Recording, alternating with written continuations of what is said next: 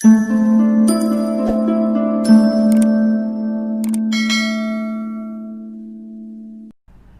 my YouTube family, I'm English Guru Mukesh Janwa and you're watching my YouTube channel.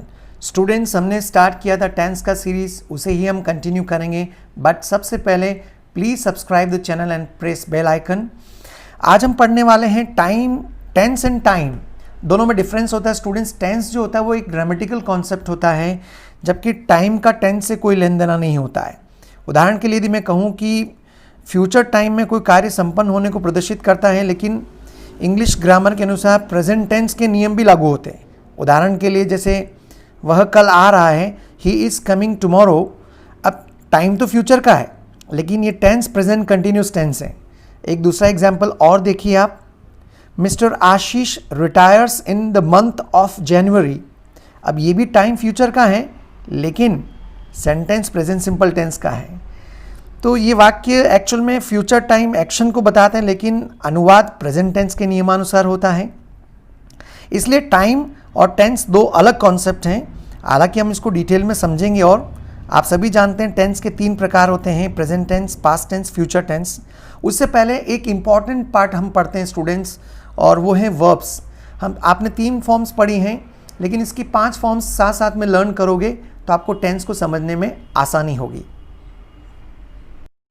Students, यदि हम forms of verbs की बात करें तो मॉडर्न ग्रामर के अनुसार वर्ब्स को 2 पार्ट में डिवाइड कर रखा है, रेगुलर वर्ब्स और इरेगुलर वर्ब्स। तो आप देख सकते हैं रेगुलर वर्ब्स मूल रूप में टी, डी या ईडी लगता है तो उससे पास्ट टेंस बनता है, उसी से 3 फॉर्म बनती है। जैसे टॉक में ईडी लगा तो टॉक, टॉक्ड, टॉक्ड। बर्न है तो बर्न, बर्न्ट, बर्न्ट। और जो सेकंड इरेगुलर वर्ब्स हैं वो मूल रूप में टी, डी, ईडी लगाने से नहीं बनती है। ऐसी वर्ब्स की वास्तव में पास्ट फॉर्म बनाने के लिए कोई नियम निर्धारित नहीं है स्टूडेंट्स, इनको ऐसे ही लर्न करना पड़ेगा। जैसे कम, कैम, कम, सी, सॉ, सीन। और देखें तो गो, वेंट, गॉन, जिसकी फॉर्म्स बिल्कुल डिफरेंट होती हैं। डी, टी और ईडी फॉर्म पे काम नहीं करती हैं स्टूडेंट्स। इसके अलावा एक और चीज़ मैं आपको बताता हूँ कि सिंगुलर या प्लूरल जो प्रेजेंट टेंस में ही होता है। एक्चुअल में सिंगुलर प्लूरल जो होता है ना वर्ब्स की फॉर्म, वो प्रेजेंट टेंस में होता है, पास्ट फ्यूचर में नहीं होता है। और सभी वर्ब्स को प्लूरल एवं प्रेजेंट टेंस में ही माना जाता है। वर्ब्स के साथ प्रेजेंट टेंस में आप सब जानते हैं कि एस या ई एस लगाने से वह सिंगुलर बनती हैं। तो अभी हम क्या करते हैं, मैं कुछ आपको डेमोन्स्ट्रेशन देता हूँ 5 फॉर्म्स ऑफ वर्ब्स का, उसके बाद हम इसके रूल्स पढ़ेंगे।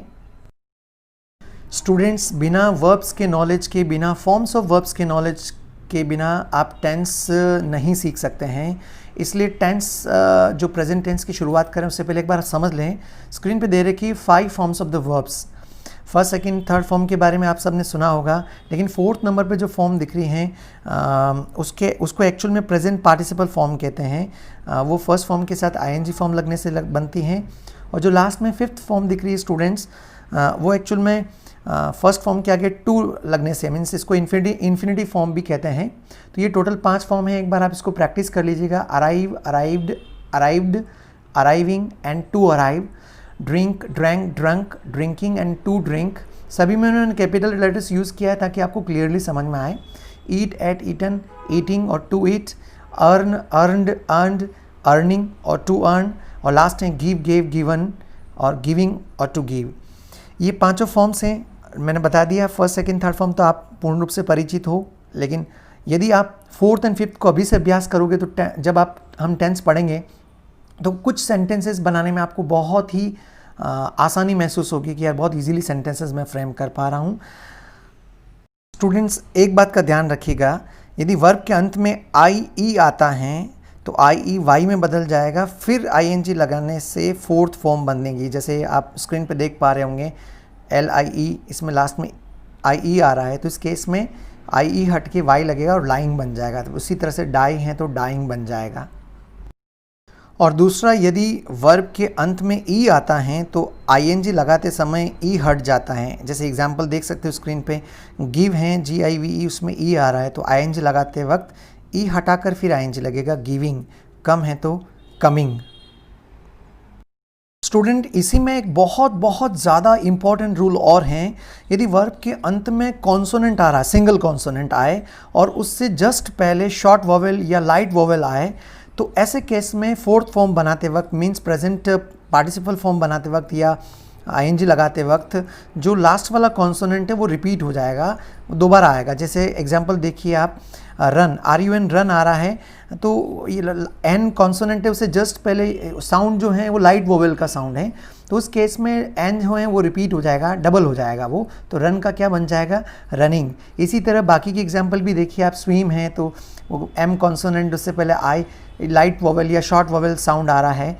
ये ध्यान रखिएगा सिंगल कॉन्सोनेंट से पहले होगा ये अधिकतर, है ना। जैसे CH आ रहा तो वो सिंगल कॉन्सोनेंट नहीं है। स्विम का स्विमिंग बन गया है ना। डबल एम आ रहा उसमें देखो, वॉमिट का वॉमिटिंग, बिगिन का बिगनिंग। तो इस तरह से ये वर्ब्स की कुछ डाउटफुल चीज़ें मैंने पहले क्लियर कर ली। अब नेक्स्ट एपिसोड में हम स्टूडेंट्स पढ़ेंगे टेंसेस को, प्रेजेंट टेंस से हम स्टार्ट करेंगे, इंडेफिनिट कंटिन्यूस परफेक्ट टेंस का उससे स्टार्ट करेंगे, उसमें सेंटेंस स्ट्रक्चर्स को पढ़ेंगे। ये कैसा लगा वीडियो आपको स्टूडेंट्स, अपने फीडबैक ज़रूर कमेंट बॉक्स में रखें। And please subscribe this channel and press bell icon and share this videos with your friends.